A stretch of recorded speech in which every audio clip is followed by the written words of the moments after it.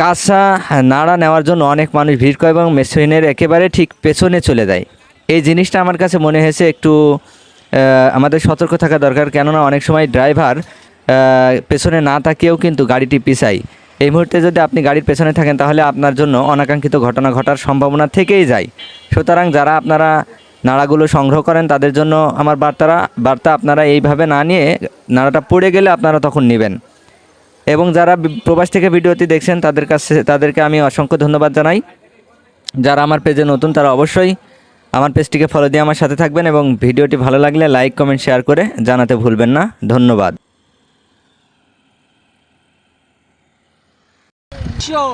কেমন লাগছে এই যে মেশিন কাজ হয়ে যাচ্ছে, কেমন লাগছে?